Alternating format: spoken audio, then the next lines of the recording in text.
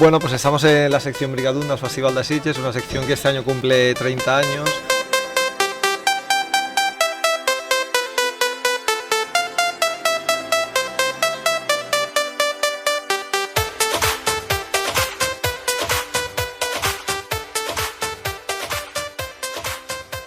Ese extraño mundo dentro de una aldea, ¿no? Que dentro de un mundo aparece y desaparece, y es un poco a veces como la sección Brigadún, ¿no? Que está situada dentro de toda la vorágine, y el monstruo del festival pues está situada como casi independiente, ¿no? Como una pequeña garra de un monstruo como es el Festival de Sitges.